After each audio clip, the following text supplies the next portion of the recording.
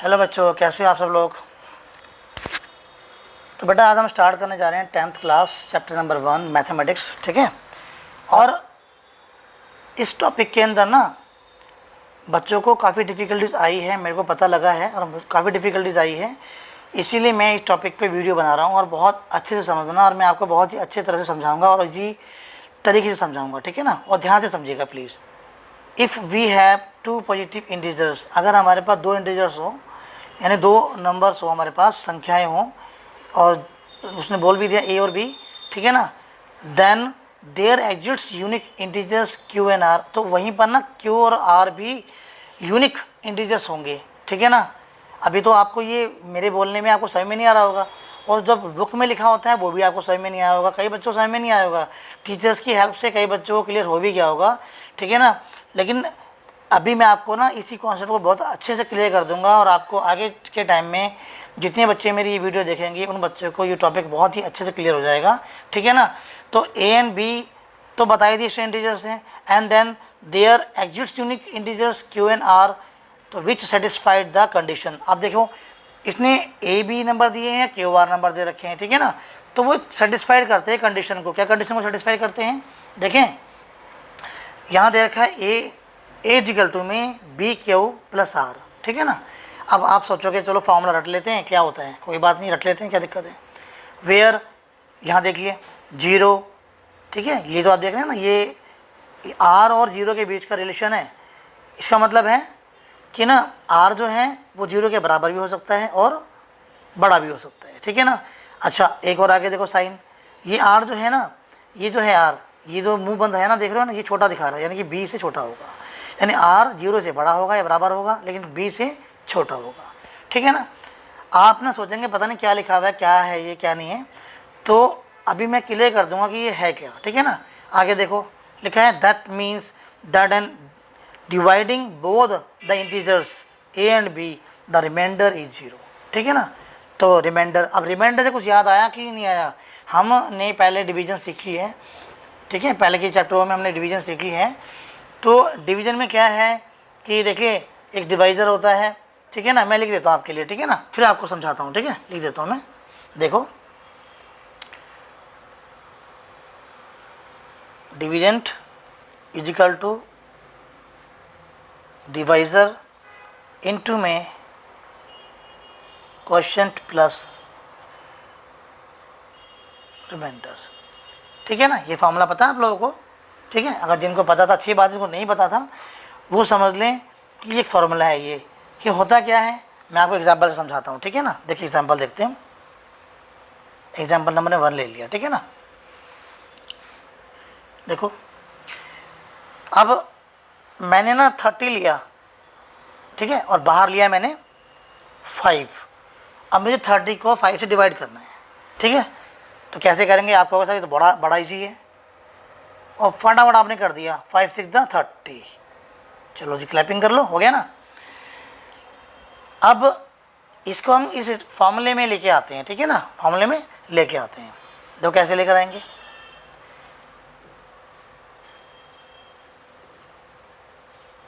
Dividend is equal to divisor into में quotient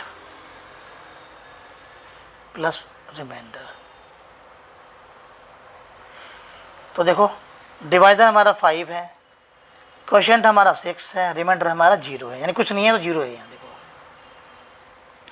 30।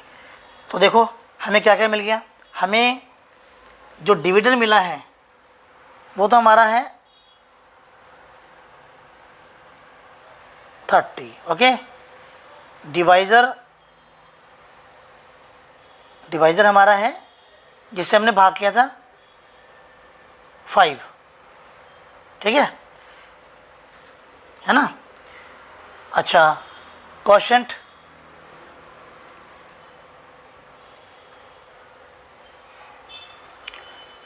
जो divide करने के बाद जो वैल्यू आती है ना ये वाली, वो क्वोशिएंट होता है। अच्छा रिमाइंडर की बात करें तो रिमाइंडर हमारा 0 है, ठीक है ना। अब देखो इसके अंदर ना हम इसको फॉर्मूले में जो यूक्लिड्स का डिवीजन लेमा है उसमें इसको मैं पुट करके दिखाता हूँ कैसे होगा, देखो है ना।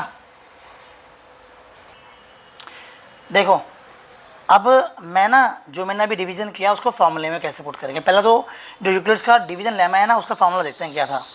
उसका फॉर्मूला था ए इज इक्वल टू, है ना, बी क्यू प्लस आर। ठीक है, अब सोचो ये इन सबके जो वैल्यूज़ है, आई मीन जो ये जो नंबर्स हैं इनकी वैल्यूज़ क्या होंगी। और साथ में इसने ये भी कहा है, देखो वेयर 0 आई मीन आर जो है वो 0 के बराबर भी है, बड़ा भी है, लेकिन b से छोटा है। ठीक है ना, तो देखिए ये नंबर कौन कौन से नंबर होंगे। ठीक है, चलो देखते हैं। हमारे पास जो डिविडेंड था ना, जो डिविडेंड था वो तो हमारा a है। ओके, जो डिवाइजर था वो b है हमारा, और जो हमारा क्वोशंट था वो हमारा क्यू है, एंड जो रिमाइंडर था हमारा वो हमारा आर है। ठीक है, समझ में आया।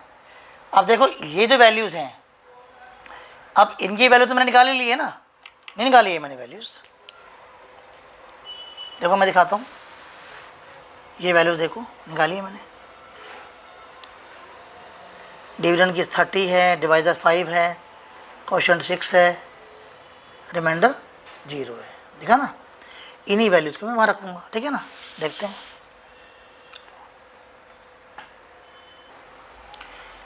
तो देखो जो डिविडेंड था हमारा वो था हमारा 30, जो हम डिवाइजर था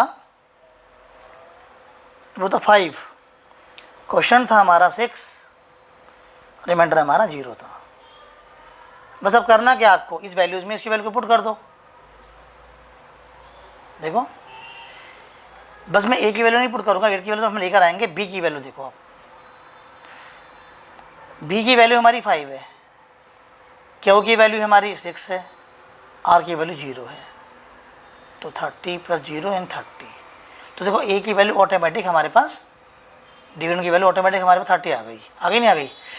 और मैंने अभी आपको फॉर्मूले से भी समझाया था, ये वाला 30 वैल्यू आई थी। ठीक है ना, तो इस तरीके से हमने देखा कि मतलब ये जो यूक्लिड्स का डिवीजन लेमा है इसने यही समझाया है कि ना आपको जब हम कोई वैल्यू को डिवीजन करते हैं, डिवाइड करते हैं, तो उसका रिमाइंडर बचता भी है, लेकिन जब 0 होता है तो रिमाइंडर नहीं होता, तो फिर वो वैल्यू जो ए और बी जो वैल्यू थी हमारी, ठीक है ना, वो मल्टीप्लाई होकर के वैल्यू बना लेती है। यानी जब रिमाइंडर 0 होता है, तो यहाँ पर यही तो हुआ है, आर रिमाइंडर था हमारा तो 0 है। ठीक है ना, और देखो मैं आपको एक बार और समझा देता हूँ इस फॉर्मूले के बेसिस पर।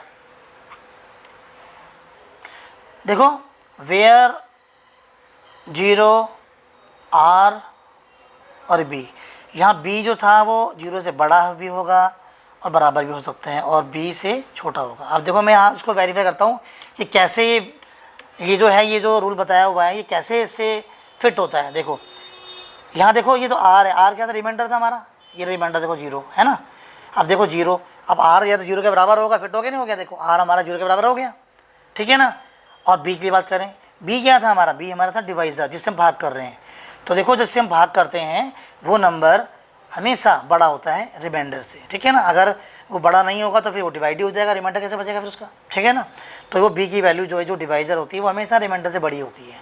मैं आपको एक एग्जांपल और समझाता हूँ, उससे आप समझ जाएंगे अच्छी तरीके से। ठीक है ना, देखो ये मैं आपको सेकंड एग्जांपल समझा रहा हूँ। देखो मुझे यहाँ भी 30 को ही डिवाइड करना है, बट 7 से कर रहा हूँ मैं। ठीक है ना, तो क्या होगा, देखो यहाँ पर 7 4 से 28 हो जाएगा, रिमाइंडर 2 बचेगा। ठीक है ना, अब देखो यहाँ क्या होगा, मेरे पास वही वैल्यूज मैंने समझाई थी, जो डिविडेंड था जिसे हम ए बोलते हैं वो क्या है 30। ओके, डिवाइजर जिसे हम बी बोलते हैं वो क्या है हमारा 7। ओके, क्वोशंट को हम क्यों बोलते हैं, वो हमारा क्या है 4 है। रिमाइंडर को हम आर बोलते हैं, वो हमारा क्या है यहाँ 2 है ना। अब आप देखो कि ये कैसे वैल्यू फिट होगी इसके अंदर। तो फॉर्मूला लिख रहा हूँ मैं आपके सामने, A is equal to B Q plus R. तो देखो B की वैल्यू क्या है मेरी, B की वैल्यू 7 है, Q की वैल्यू है 4 है ना, प्लस R की वैल्यू 2 है। तो यहाँ रिमाइंडर 2 आ गया ना, उस क्वेश्चन में रिमाइंडर 0 था, रिमाइंडर 2 आ गया है ना। अब देखो मैं इसको सॉल्व करता हूँ, 28 प्लस 2 यानी 30 वैल्यू यहाँ भी आ गई है ना। अगर मैं आपको इसको डिफाइन करूँ फॉर्मूले को तो देखो कैसे होगा। यहाँ पर मैंने बोला था कि 0 R और ये B, ये देखो रिमाइंडर 0 से के बराबर भी हो सकता है, बड़ा भी हो सकता है। तो रिमाइंडर जो हमारा 2 था ये वाला, ये देखो 0 से बड़ा भी है। अब उसने ये कहा था जो B है वो डिवाइज़र से वो छोटा होगा, तो डिवाइज़र से हमेशा छोटा होगा। डिवाइज़र मेरा कितना है, 7 है यहाँ पर, और 7 से ये 2 छोटा है। तो याद रखना कि जो आपकी वैल्यू आ रहेगी रिमाइंडर, वो हमेशा डिवाइज़र से छोटी होगी, ठीक है ना। आई होप कि आपको समझ में आ गया होगा कि यूक्लिड्स डिवीजन लेमा में क्या है। और मैं आपको ना इसके बाद मैं 2 क्वेश्चन आपको सॉल्व करवाऊँगा नेक्स्ट वीडियो के अंदर, ठीक है। Thank you for watching.